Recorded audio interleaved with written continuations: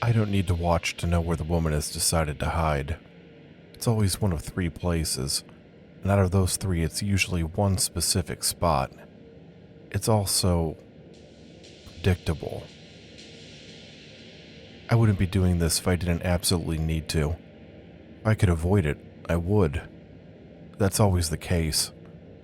The problem is that I can't. Not when my condition reaches this point. I really thought that I was going to make it this time. That happens more often than you might think. I managed to get through the past 2 cycles without having to resort to this. I was so damn close to making it this time as well. Yesterday my hand started shaking though, and that was soon followed by the sensation of itching in the back of my skull. I knew at that point that I was out of time. There's no point in lamenting what isn't to be. I retrieved the pair of knives from the table. The blades bob up and down in the air due to my shaking hands, but I will just have to make them work. I slowly walked down the stairs leading into the main warehouse storage area. This would not be my choice of hunting grounds. Much of the space is taken up by the crates and storage containers, and all the doors and windows are chained shut.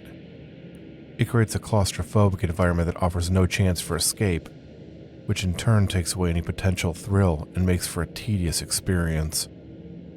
Unfortunately, it can't be avoided. I can't take any unnecessary risks, even if that means that everything has become repetitive and dull over time. There was a time that I would have tried to drag this out for as long as possible. That was back when I still believed that I could make all this mean more than simply fulfilling an unavoidable physical need. I thought that I could force satisfaction from it through ritual. Maybe there was a time when that did work, or at least when I could believe that it did. Now, though, there's no point.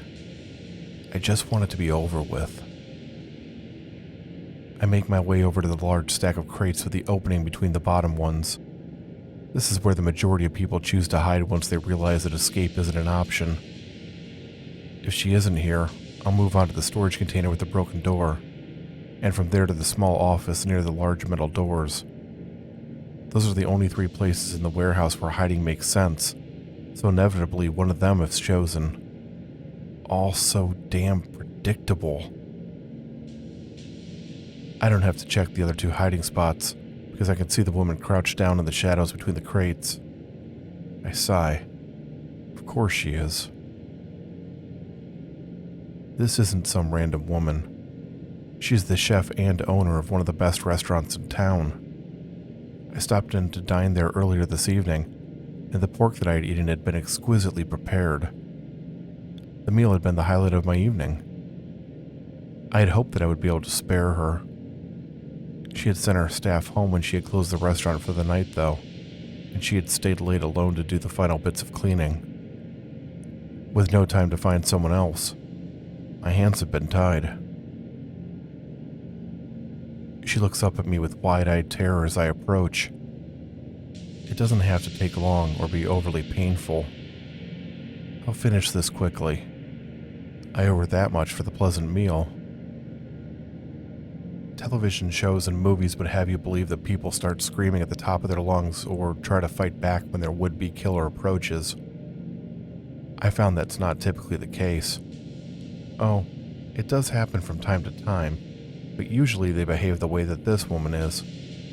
She is frozen in fear, her mouth moving but no sound coming out. I suppose this kind of reaction should make me feel powerful, maybe dominant. It does nothing for me. I hunch over slightly to enter into the small opening. She's whimpering now, but I ignore it as I raise the knives. The shaking in my hands is worse now, and it's all I can do to keep my fingers wrapped around the wooden handles. I need to get this done quickly. The knives plunge into her body, and for the first time, she screams. I swear it loudly as blood leaks out onto my hands. The blades hadn't gone into the points that I had intended them to. I had tried to make the stabbing lethal so that she would have to suffer. Now, I had to do things the messy way. I pull the knives free. I waited too long, and my hands are shaking uncontrollably now. I have to forget the original plan and improvise. Tossing one of the knives back behind me, I wrapped both hands around the handle of the one that I'm still holding. This is a bit better. I definitely have more control over the weapon, even if I can't hold it perfectly steady. The woman is still stunned from the initial attack. I don't think it's registered through the shock that she's being stabbed. She stares at me blankly as her hands press against the pair of wounds. Before she can recover, I thrust the knife forward, and this time, my aim is true. The metal slides into her chest, and I feel it pierce through her heart. I make sure to remove it instead of leaving it in. That way the bleeding will increase, and death will come faster. I sigh again as I back out of the space between the crates and walk away. She's not dead, but she will be in just a few minutes. I've been doing this long enough to know when a wound is fatal. There's no point in standing around and watching the inevitable. I hold up my hands in front of me. They're still shaking, but the tremors are small and easily managed. The itching is gone from the back of my head. It's an improvement, albeit a minor one. It's just so fucking unsatisfying. It never feels the same way that it does during that incredible final night of the cycle. My dissatisfaction is quickly being replaced by anger. Why the fuck can't it ever feel the fucking same?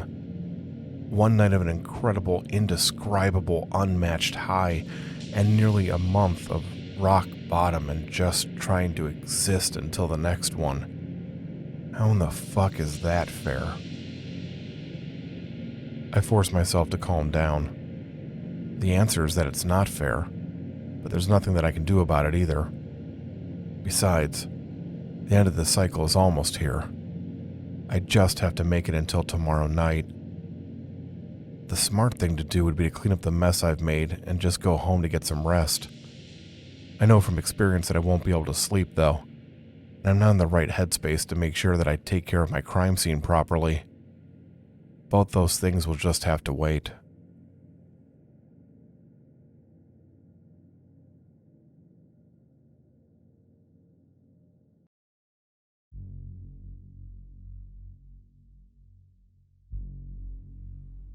Pulling a set of keys out of my pocket, I remove the locks from one of the doors and pull the chains free.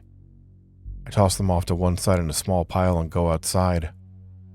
The cold winter wind immediately assaults me, and I grit my teeth as I wish that I hadn't left my coat inside.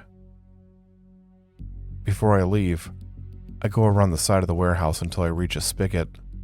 I turn the valve and freezing water starts pouring out of it.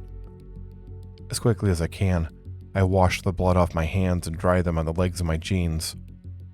I let the water run long enough to allow the ichor to flow into a nearby storm drain, then close the valve once again. A light drizzle begins to fall as I walk towards town. The warehouse that I use is located at an old dockyard that hasn't been used in years. I don't own it, and the various cargo items inside of it aren't mine, but somewhere along the way the actual owner stopped caring about it and left it to rot. I look around at the other buildings that I'm walking past. They're all in various states of decay. I often wonder what happened here to make so many people walk away at the same time. Having such a large area to myself, especially one that includes more contained ones throughout the site, has been extremely useful. No one is around to hear any noises from either myself or my guests, and there's no security that might accidentally stumble on my activities. It's basically the perfect environment. I grit my teeth. Except it isn't perfect, is it? If it was, maybe I wouldn't feel so hollow when I treat my condition. Maybe I need a challenge, and this place is making everything all too easy. I shake my head firmly. That isn't it. I know that isn't it. The abandoned dockyard gives me safety when I otherwise wouldn't have it. I'm just irritable and lashing out. Another wonderful side effect of my condition. My car is parked at the edge of the dockyard. I ignore it and continue on foot. I found that the best way to prolong the effects of a treatment is to remain active. The physical activity helps to distract from the return of my symptoms, at least for a short while. I check my watch. About 20 hours left. Fuck. The road leading away from the docks is empty. That's no surprise, as there's nothing else out this way. There's no reason for anyone else but myself to be here. I walk down the middle of the road instead of off to one side. In a very real sense, this is my own personal domain. I walk for over 2 miles before I reach an intersection. The direction I'm headed in goes into town. Or it does that, though. It leads right past a small diner that's open all night. That's where I'm going. After another mile, I arrive at the diner. I'm pleased to see that there's only 2 cars in the parking lot. I go inside and sit down at a booth in the corner. I'm alone in the eating area. The cars must belong to a server and cook. Speak of the devil. A woman comes out of the kitchen and gives me a smile. I see the smile slip a bit. It wasn't by much, but I definitely saw it. Did I still have some blood on me that I missed? Looks like you got caught outside in this lovely weather, she says to me. Did your car break down or something? Truck, actually, I lie easily, my worries dissipating. Just down at the 219 ramp. I called it in, but I can't get anyone out until morning. I had to walk here.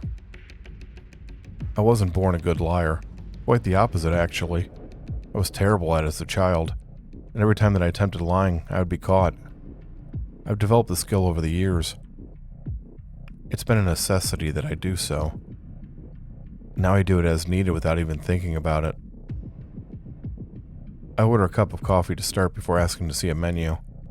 I can smell a fresh pot brewing somewhere nearby, and my walk through the cold and rainy night has chilled me to the bone. I avoid caffeine most of the time, but I'm willing to make an exception on this particular night. When the waitress returns with my drink, I order something off the menu. It's some sort of sandwich, but I'm not sure which one. I just point at a line and she nods before going back to the kitchen. I'm not actually hungry. I know that I need to eat, though. My body needs as many calories as possible during the final phase of the cycle. The coffee helps get the chill out of my body. That, combined with the time having passed since the kill, makes me feel more like myself than I have in days. It won't last. It never does. But for the moment, I don't want to focus on that. I sit in the uncomfortable booth for a little over an hour, slowly eating my rather mediocre chicken sandwich and drinking progressively worse cups of coffee. Eventually, it's time for me to go. The diner is only a few miles from the dockyard, and I don't want to leave too much of an impression on the waitress just in case something happens down the line. The waitress brings me the check, and as she does so, she offers to give me a ride back to my non-existent truck. I give her a smile and politely decline, telling her that I've been stuck inside it all day and it feels good to be able to walk around and stretch. She glances out at the still falling rain and asks me if I'm sure. I assure her that I am.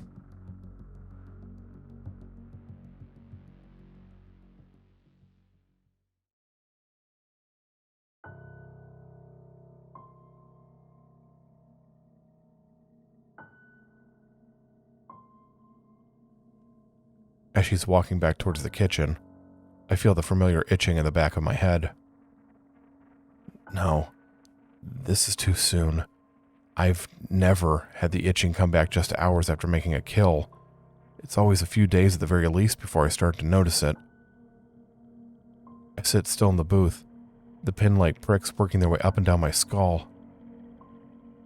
Something is very wrong. Usually the itching starts out so faintly that it's barely noticeable. Over the course of 2 or 3 days, it gradually increases in intensity until it's so strong that it pushes me to the point of insanity. That isn't happening now. The sensation is already intense, and I can feel it growing steadily as each second ticks by. I don't understand. This doesn't make any fucking sense. Think. Did I do something wrong? Change something about the kill? I shake my head. No, I didn't do anything different. Besides, that wouldn't make any sense. There's no ritual or anything like that. Make the kill, satisfy the need. That's all there fucking is to it. It's not goddamn rocket science. Calm down. Breathe. Maybe there was something different about the woman that I had chosen? All that had mattered before was the killing, but I guess that's possible. There's no way to know for sure. Focus. Fucking focus. None of this matters. What matters is what I do now. There's no way that I'm going to be able to make it to the end of the day. I look at the clock hanging on the wall. The sun won't even be up for another hour. At the rate it's going, the itching will reach its peak soon. When that happens, the pain will begin. It will feel like spikes being hammered into every inch of my body. I'll be so blinded by the agony that I will no longer be capable of rational thought. The last and only time that it got to that point, I regained my wits in the family room of a house that I didn't recognize.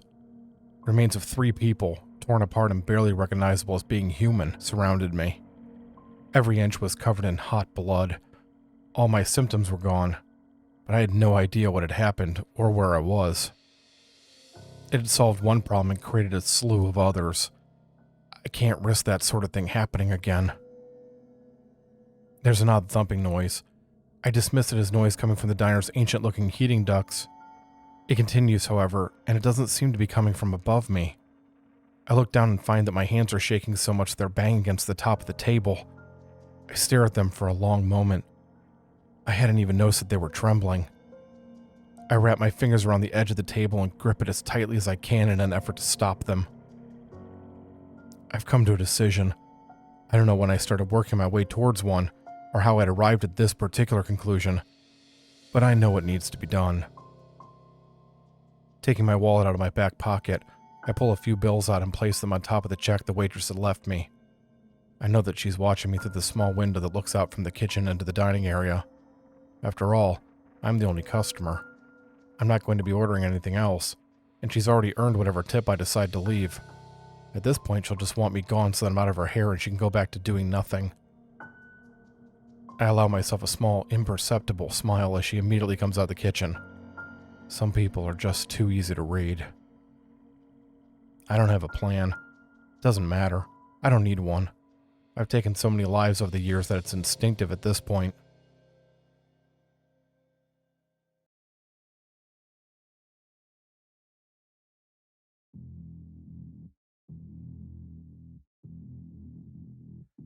She reaches the table and puts her hand out to pick up the check and money.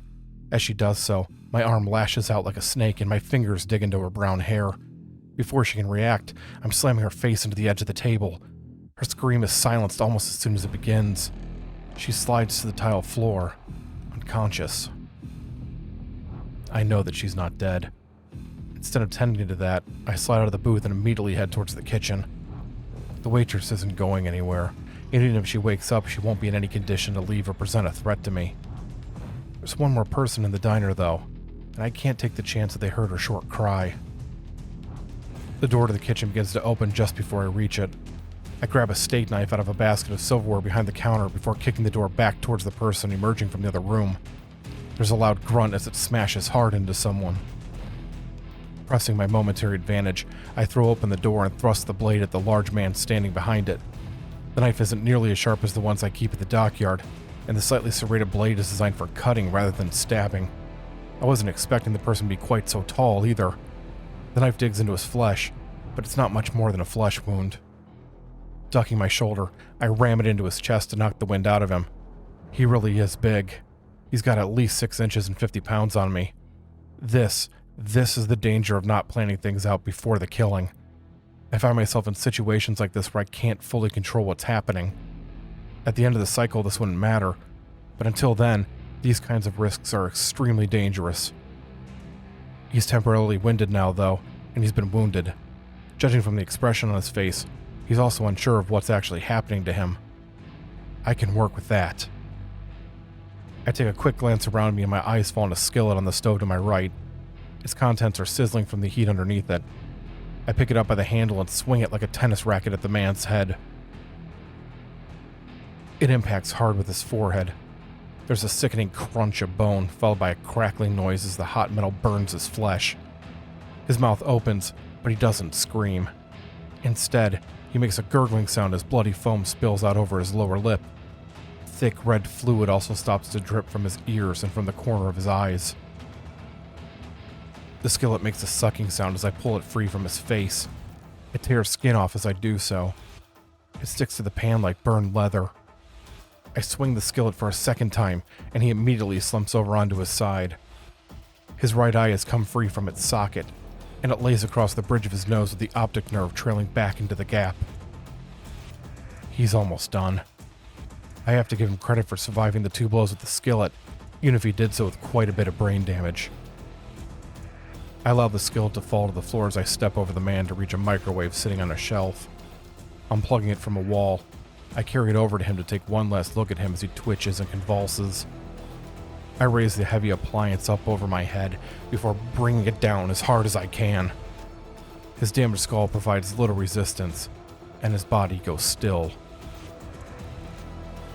There's a sound from out in the dining area. I hurry out through the kitchen door, worried that a customer has walked into my kill zone. Instead, I find the waitress struggling to get up. She's leaning up against the side of the booth seat, the salt shaker she had knocked over with her hand laying shattered on the floor next to her. I get another knife from the silverware basket and cross the distance between us. She looks up at me with glazed over eyes, and I doubt that she can even see me. I adjust my grip on the knife and cut her throat. Blood bursts out from the gash. The small piles of spilled salt on the ground become sticky and clumpy as it covers them. The itching has stopped. My hands are steady as rocks. I sit down on a stool at the counter and sigh in relief. For the first time since the symptoms started this cycle, I feel human.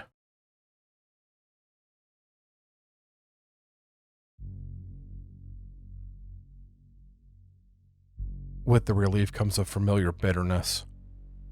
No matter how satisfying a kill is, it never has the same pleasure and overwhelming satisfaction that one does during the final night of the cycle. It's infuriating. It's like some higher powers decree that I'm only allowed to be happy one night each month, twice a month every 2.5 years or so. I allow myself a minute to sulk in my anger and disappointment before I force myself to put it aside. There's a pressing matter to attend to. I've got 2 dead bodies and all the mess they created to deal with. It won't be long before people start to arrive for breakfast. I have to figure out what I'm going to do before that happens. It doesn't take me long to realize that I have made a hell of a mistake. No matter what I do, this place is going to end up being a crime scene. Since it's only a few miles from the dockyard, the police are bound to search it. When they do, they'll find the woman that I killed earlier, likely along with evidence of previous kills as well. I don't have any choice but to abandon the dockyard and move on to somewhere else. Probably another state entirely. I look up at the ceiling. Yeah, definitely another state. Fine. If that's what I have to do, it's what I have to do. Going back around the counter, I open the cash register and take the small amount of money that it contains. I also go into the kitchen and take the money from the cook's wallet, as well as a set of car keys from his other pocket. It doesn't end up being much in total, but it's better than nothing. I just have to make it through the day. If I can do that, I can end the cycle tonight in a different place before continuing my way in the morning. I just have to make it through the day. The kitchen provides me with the answer I need for covering my tracks. There's an exposed gas line that runs to the kitchen. Covering my mouth, I break a section of the line before quickly making sure the pilot light in the stove is still burning. Good. I had broken a secondary line just like I had thought, not the main line. I leave the diner through the front door. There's still no one in the parking lot, and there isn't any traffic on the road either. I try the key that I took from the cook in the small white car first, but it doesn't fit the lock. It does slide easily into the driver's side door of the red pickup though, so I get in and start the engine. The rain has stopped, and the first hints of the rising sun can be seen in the distance as I turn out onto the road and head away from town. After less than a minute of driving, I see what appears to be the light of a second sunrise in the rearview mirror. I nod to myself. It won't be long before the fire at the diner is completely out of control, if it isn't already. At the very least, it will take the authorities a couple of days to dig through the rubble and ashes. Even if they somehow manage to find enough evidence to piece together what happened, I'll be long gone before then. The only thing working against me is the truck that I'm driving. It won't take the police long to figure out that it's missing. If they do that fast enough, they'll be able to get word out across the state with the make, model, and license plate number. That could lead to disaster. Luckily, I don't have to stay in this pickup for long. I drive back towards the dockyard, going as fast as I dare on the slick pavement. I reach my destination without incident and pull the truck up on the edge of one of the concrete docks before putting it into neutral and getting out. I try to push the pickup off the edge of the dock, but I'm barely able to get it to budge. I get down lower and press my back up against the tailgate as I push as hard as I can. It eventually starts to roll forward. There's a crash of metal as the front wheels go over the edge. I nearly fall as the weight of the front end does the rest of the work for me. The truck slides into the dark water and sinks below the surface. I give myself a few moments to rest before dusting myself off and hurrying over to the car that I had parked at the dockyard earlier. It's a black four-door sedan, kind that countless people drive in every city in the country. I check to make sure that my backpack is still in the passenger seat before opening the trunk and retrieving a duffel bag. I change out of my blood-stained clothes and into fresh ones before getting into the car and leaving the dockyard. This time, I turn right at the four-way intersection instead of continuing towards town.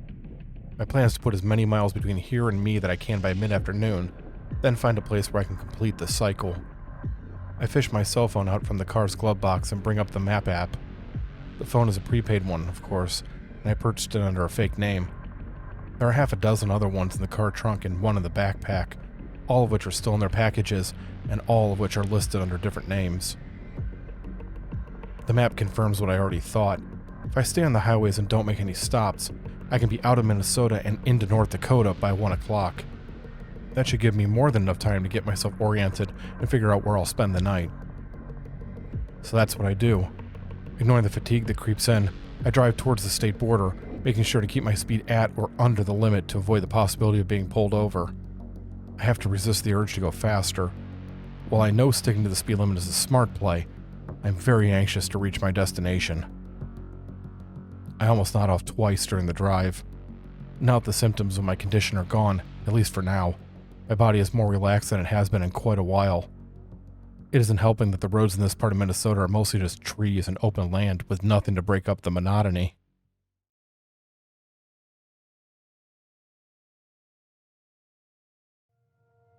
It's with more than a little relief that I reach the state border. There's a sign for a rest stop a few miles past the line, and I gratefully pull into the parking lot. I need to get out and stretch for a bit, get some fresh air.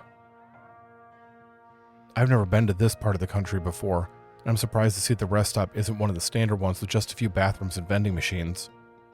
This one is quite a bit larger, with a cafeteria-like section housing 5 or 6 chain fast food restaurants. There's also a small arcade, as well as a side room with a dozen leather massage chairs.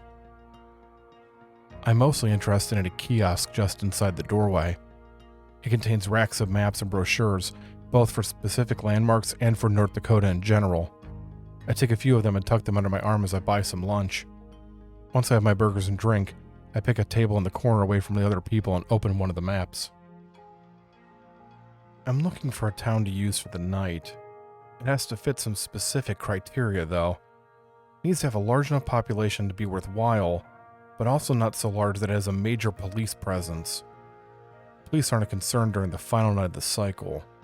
I'm worried about what could happen the next day. I also prefer a town that is isolated. The more that things are contained, the better. There don't seem to be many options that meet my needs. I'm starting to think that I'm going to have to go with something less than ideal. I've had to do that in the past. Never on this short of notice, though. I don't like going into something blind. It's not looking like there's much of a choice, though. Wait. There. A small town about 100 miles from where I'm at, with enough clustered streets on the map to imply at least a decent-sized population. I pull the town up on my phone and confirm that it is indeed the case. Broken Bend, North Dakota. Finishing my food, I toss the wrappers and maps into a trash can. I make sure that I have directions to my new destination before I leave. As I hold the door open for an elderly man, I notice a newspaper rack off to one side. The story on the front page of the newspaper on top has the title, "The Planets Align." I fish 50 cents out of my pocket and buy the newspaper. return to my car and open it. According to the article, over a roughly 18-hour period, the Earth will be going in and out of alignment with multiple planets. It's extremely rare for this to happen. Normally 3 or more planets align for a short period of time, then move along their orbits until they're no longer in line with one another. This is different though. Because of where the planets are at in their orbits around the Sun currently, the Earth has been and will be moving in and out of different alignments with different planets. 2 of these events will involve the Moon as well. That has to be it. That has to be why my symptoms return so quickly. I've always known the lunar cycle is tied in with my own. Something about these planetary alignments must be throwing things off. There's nothing that I can do about it though. I toss the newspaper into the back seat before getting back out onto the road. It doesn't really change things anyway. I still need to reach Broken Bend and get myself situated before dark. The path to the town that I've chosen takes me off the main highways and onto smaller state routes.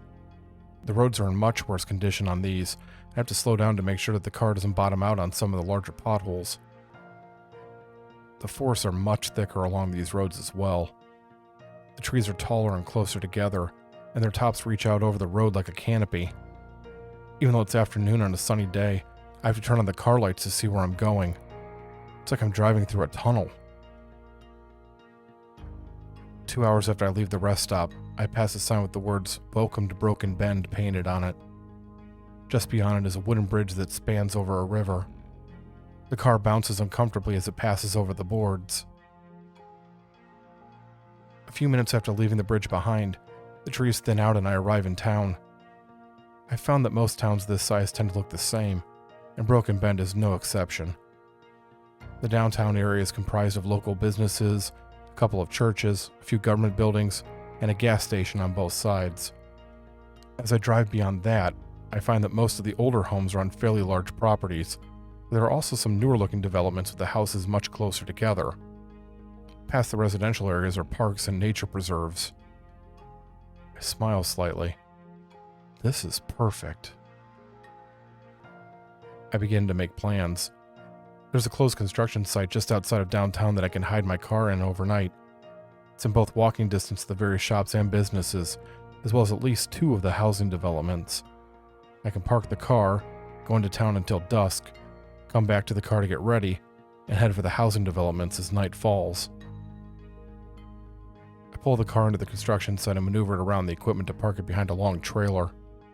I take a moment to make sure that I have everything that I'll need. It isn't really much.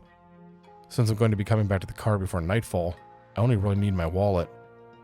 I get out of the car and feel the cold air against my skin.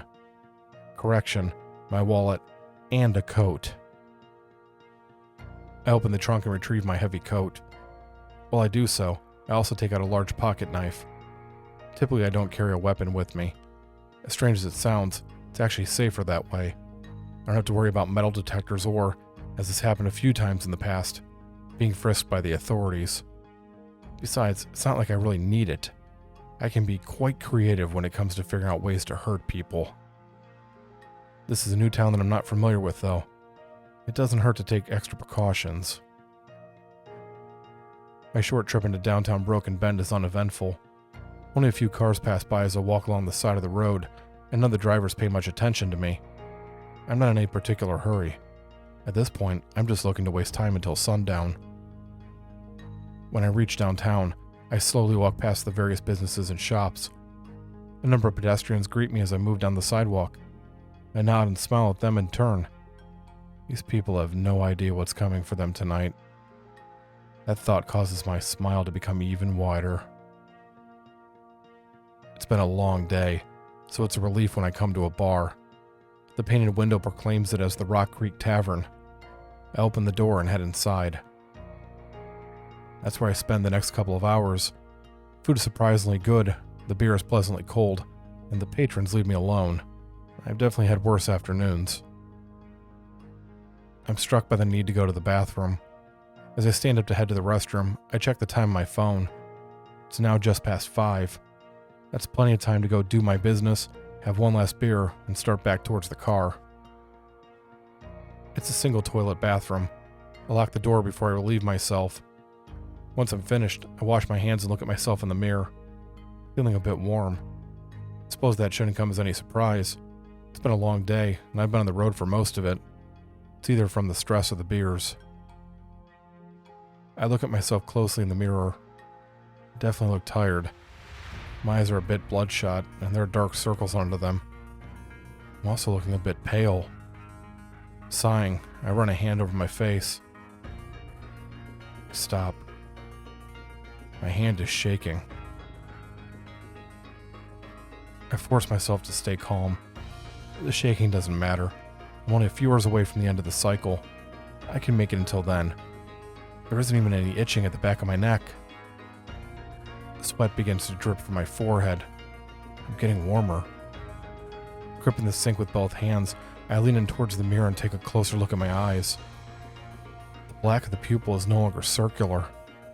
Instead, it resembles a blot of ink that has run out across the blue iris.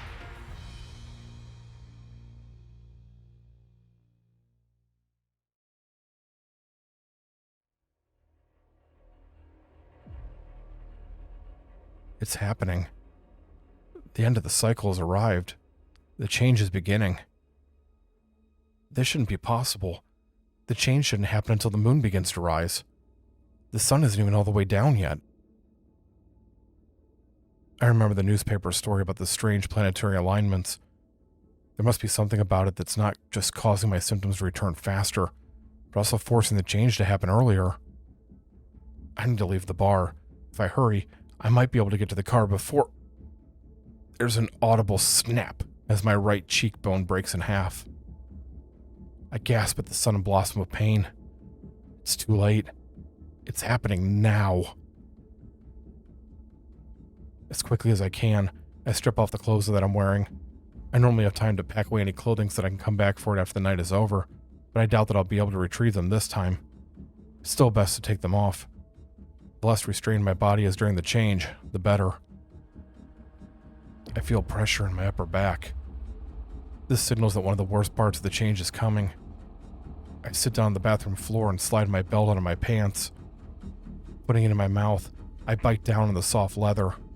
Mere seconds later, my arms slide forward in their sockets before dislocating completely. I know what's coming next. I lean back against the wall and close my eyes. My jaw presses into the belt so hard that my gums hurt as my leg bones jerk out of place. I nearly black out as my spine pops and cracks, creating a steep curve near the top. Saliva and dark blood are leaking out from around the belt in my mouth. More of it comes pouring out as the front of my skull starts breaking into pieces and my ribs pull further apart.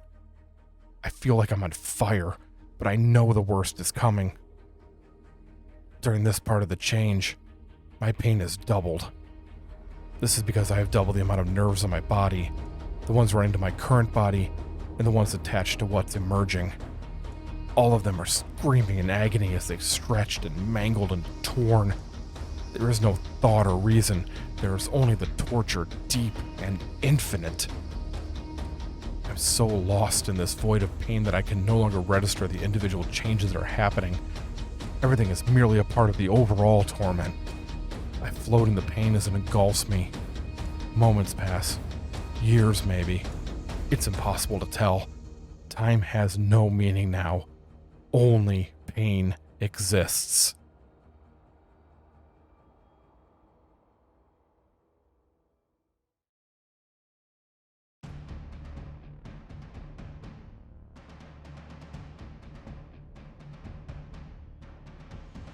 Suddenly, mercifully, there is relief. My skin tears open as my new body emerges from underneath it. The belt falls from my mouth as I pant heavily. It's like an unbearable pressure has been released. There are small stabs of discomfort as the change is completed, but it's barely noticeable when compared to what I've just gone through. The last of my bones lock into place. I feel my rational mind beginning to slip. In moments, it will be secondary to instinct. I never lose my mind completely. I'm fully conscious of what I'm doing.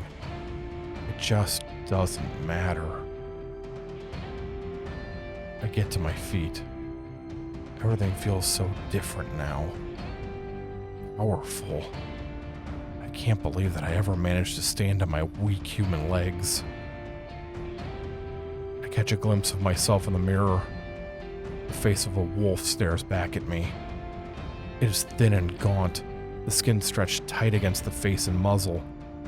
The black fur is matted down with blood. I pull a loose strip of ruined flesh off the bottom of my jaw.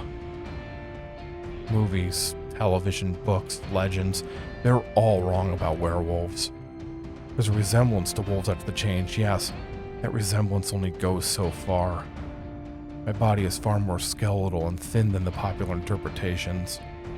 Certain parts of me, like my clawed fingers, appear almost delicate. I don't have a tail, and my long muzzle contains multiple rows of teeth. It's my eyes that tell the true story. They're completely black, with tiny pinpricks of red light barely visible in their depths. To look into them is to know fear. It's to know death. I hear movement out of the bar, and I turn away from the mirror. My senses are heightened far beyond what a human is capable of. I hear a stool pulling away from the bar. I smell the scent of beer wafting in from under the door. I see every crack and imperfection on the tiled bathroom wall. I feel alive in a way that I never do except when the wolf comes out to play. I take one last look around the bathroom. There's blood everywhere, and pieces of my human skin cover the floor. Even though it's my own blood, the smell of it excites me. I bare my teeth as I turn back to the bathroom door. Finally, after all this time, the hunt is finally here.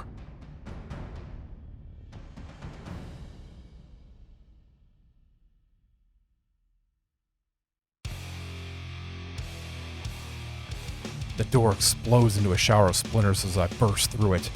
There's a man standing nearby in the short hallway, a half-filled glass in his hand. His eyes grow wide with shock. Before he can say or do anything, my right arm is swinging towards him. The claws slide through skin, muscle, and bone as though they offer no resistance at all.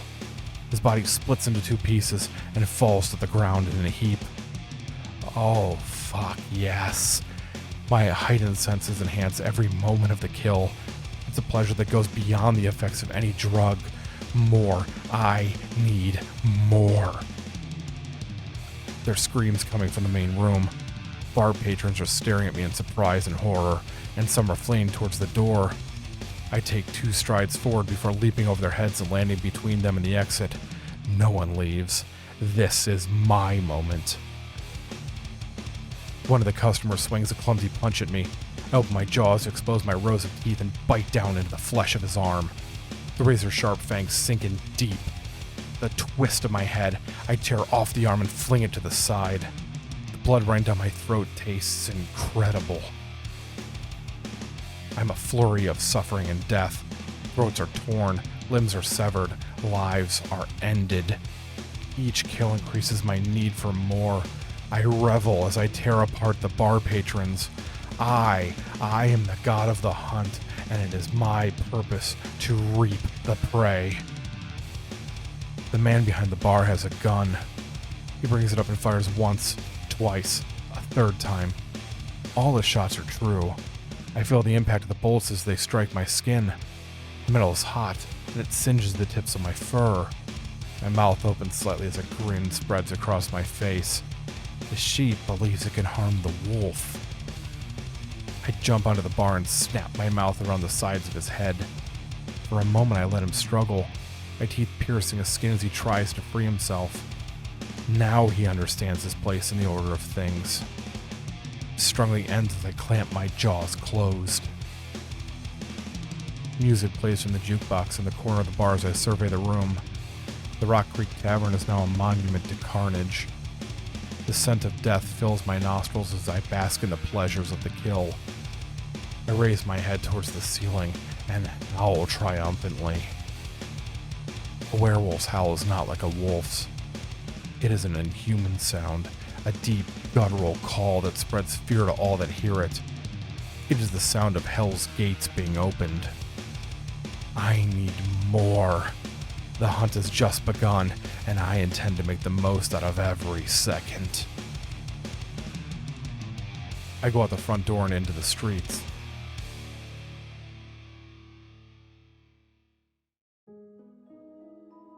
People immediately begin to scream, but I ignore them for a moment. The sun is just beginning to set in the distance. The sky is filled with splashes of red and thick purples. I am momentarily frozen in place. I've never seen the sunset before, not with these eyes. The change has always happened after nightfall. Even through my frenzy, the beauty of the scene before me is striking.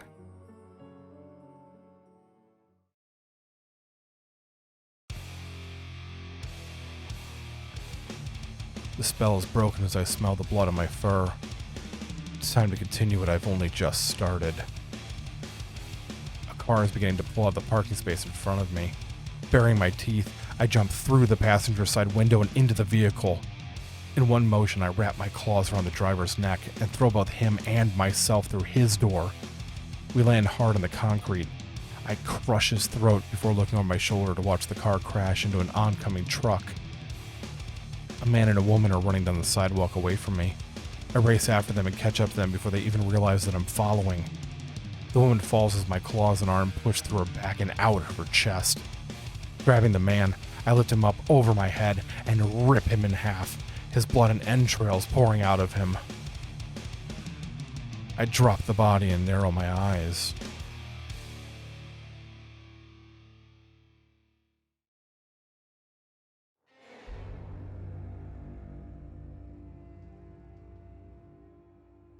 The wind has brought a scent to me, one that isn't the sweet coppery smell of blood or one of the common smells associated with a small town. This scent is much different. For the first time, not just during this change, but for the first time ever in this form, I feel uneasy. I don't recognize the smell, but I do understand what it means. Someone else, something else, has already marked this town as its own. I'm in claimed territory.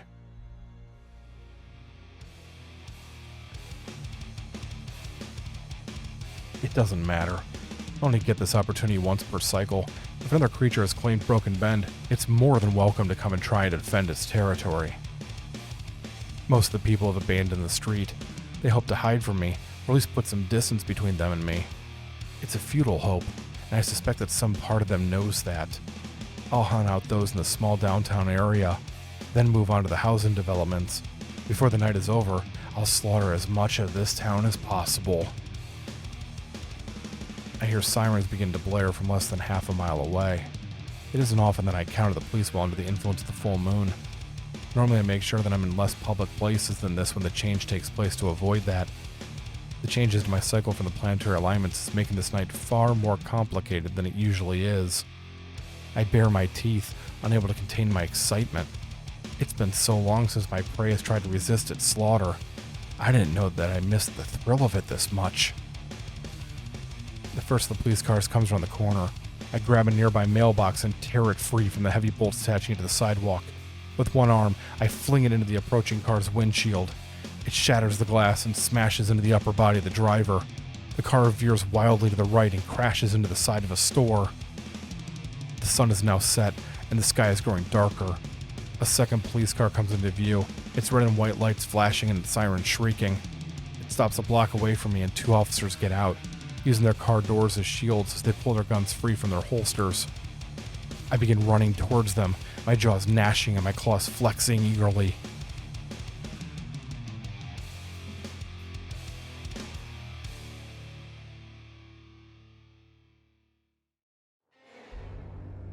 I get about halfway before I stop. The air is full of the smell of the other creature. It's stronger now, no longer the lingering scent of something that had previously passed through, but instead the fresh odor of something approaching. I ignore the officers and inhale deeply. It's coming from upwind. Either this creature doesn't know that I'm here, or it doesn't care that it's announcing its presence to me. There's something about the scent that makes me feel unsettled. Even though I don't recognize it, it's like some primal part of me, some past memory buried in my werewolf biology, knows that it means danger is near.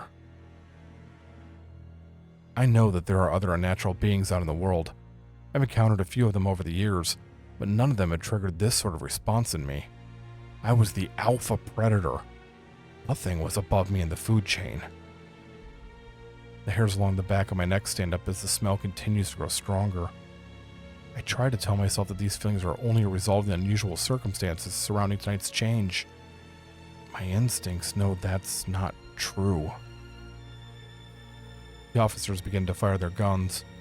I barely notice as some of the shots strike me. I concentrate on the smell, trying to decipher what I can from it.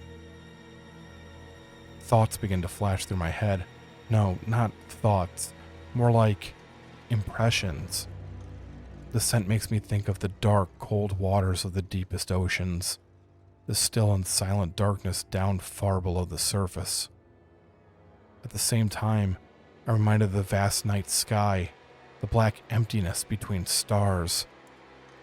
The images flash through my mind quickly like single frames of movie film in a projector. There's madness in these thoughts. Fog is starting to fill the street. It's cool and thick, and it makes my skin feel greasy. It's come out of nowhere and is rapidly becoming too dense to see through. It smells the same as the approaching creature. The police officers are no longer shooting at me. I turn my head towards them and find that they are no longer pointing their guns at me. Instead, they are standing perfectly still, their faces blank as they each point the index finger of their left hand towards me. I've never seen anything like this before. People that had been hiding from me inside of businesses are now coming back outside. Each of them has the same blank look on their faces as the officers, and they're all pointing at me in the same way. I growl at them in warning. All of them no longer smell human, and instead reek of the scent of the fog. My instincts scream at me that I need to abandon my hunt and escape. Whatever is coming for me isn't just unnatural. It's not of this world. I shake my head in frustration. This is my night. This is my hunt. It is my right to spill blood and feast on flesh. I hear the creature coming. It's close. If it wasn't for the fog, I would be able to see it already. It sounds... I don't know how to describe it. The closest word I can think of is wet. I look around at the gathered people as a realization comes to me. This isn't just some other creature's territory. The territory is part of the creature. I've come to a long-conquered town. All of the citizens are merely extensions of its will. My bloodlust melts away. If I remain, I know that it will take me as well.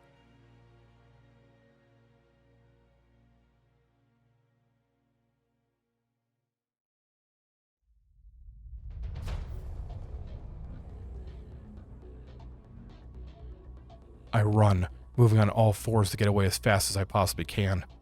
The scent of the creature rapidly fades into the distance. It's not following me, at least not at any significant speed. Its smell is still around me, though, and it's closing in from both the sides and in front of me. The fog is expanding outward, and more people are coming out of their shops and homes. The otherworldly creature doesn't believe that it needs to personally come for me. It thinks that it can tighten a noose around me with its followers. If I was human, I could go back to my car and drive out of town. In this form, I don't have that option. Instead, I plunge into the woods at the edge of downtown. There are people waiting for me just inside the tree line. These aren't just standing and pointing, however. Each of them is armed, most of them with knives and the rest with various tools. They swarm towards me in a semicircle, looking to cut off my escape. I howl as I charge directly into the middle of the crowd. Their master may make me afraid, but these are humans. With teeth and claws, I tear into their bodies. There are no screams or wails of pain.